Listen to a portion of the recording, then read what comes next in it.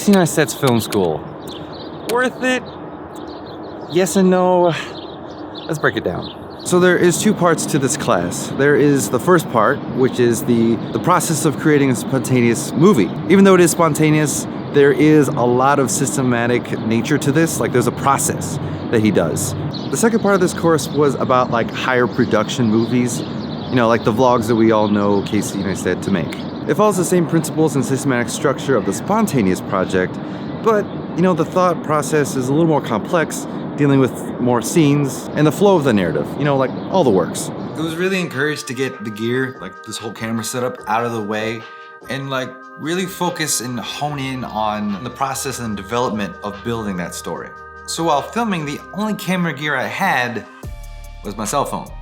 I think a lot of people are used to recording on their phones. It's kind of become second nature these days. It allowed me to really focus on what I'm saying, how I'm setting the tone for the video, selecting the right shots to fit the feeling, and presenting a flow for the video, even before I get to the editing. And because of using a cell phone, something that's a lot easier to manage while filming, it allows us to ponder over the whys. Why a certain shot and how it builds the narrative. Why a certain shot or a collection of shots and how it's able to hold the viewer's attention. I enjoyed this part because I felt like I wasn't making a movie just for me to enjoy.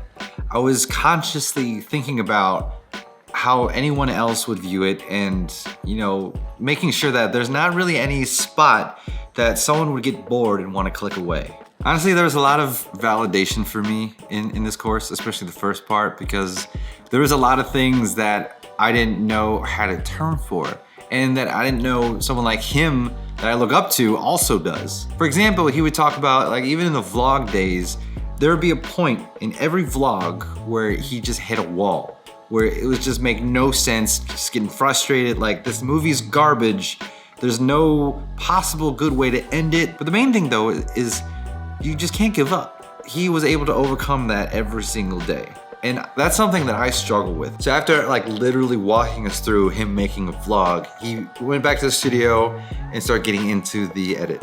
Another aspect that I really appreciated was the process of choosing the right music. It should fit the emotion and the feeling that your video is trying to portray. So my actual opinion of the first project, I actually really enjoyed it. Like I said, it was very validating. And most of my YouTube channel and video experience I have was spontaneous vlogs. I wanted to have and learn a nice principle structure to be able to make any video, whether spontaneous or like a real project, the baseline. And honestly, this really did help with that.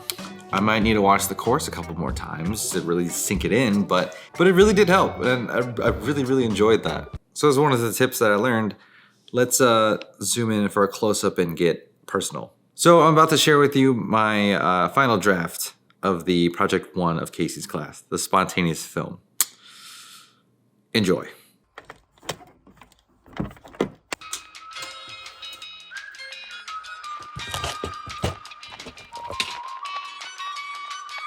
Oh man, I've been looking for this like for 3 days now.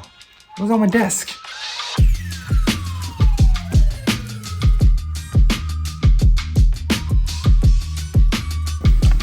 So in order to actually start organizing this office, I did get these 3 bins. I got 2 small ones and 1 big one. And I kind of started organizing things, but I just have too many little things. So everything tends to still get lost. And don't think for a second that I don't clean. I do. I clean this desk almost every single day. I don't know how or why, but time and time again, my desk will just keep getting cluttered with gear, and it just gets in the way of me making things. So today, I'm going to be solving my issue of disorganization.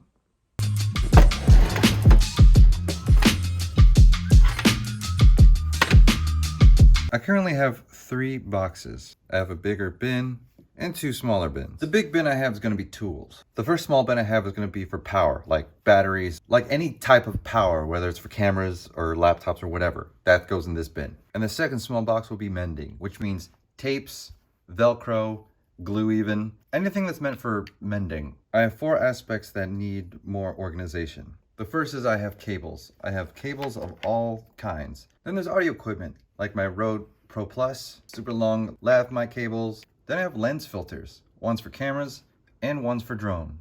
And last but not least, tripod accessories and clamps. So now I have it all down in writing of what needs to go where and what I know where things will be. Now is the only issue of where is it actually going to go? So I think it's time we go shopping.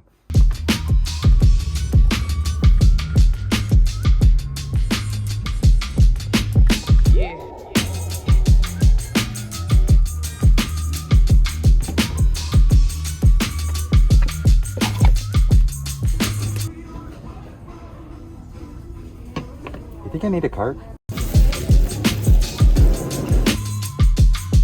Okay, so these are hopefully going to be the solution to my meticulous mess. You also have one of these boxes. This is more of a, well, it says it, more of a toolbox. Or this one's more of a actual storage box. So I got 4 of these for the 4 additional categories that I need to organize things for. But I got this because this is also part of the organization. So this is gonna be my new toolbox. And the reason why this is gonna be my new toolbox is because my old toolbox, I've had since I was 6 years old. It's due for a proper adult upgrade. So from this to this, I think is a good choice. But besides that,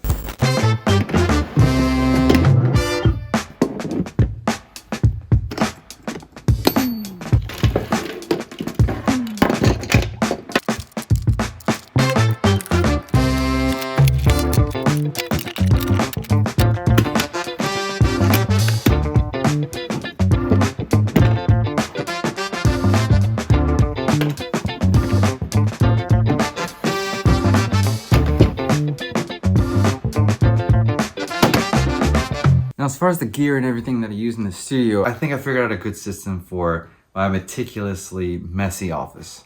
As for everything else in my office, to be continued.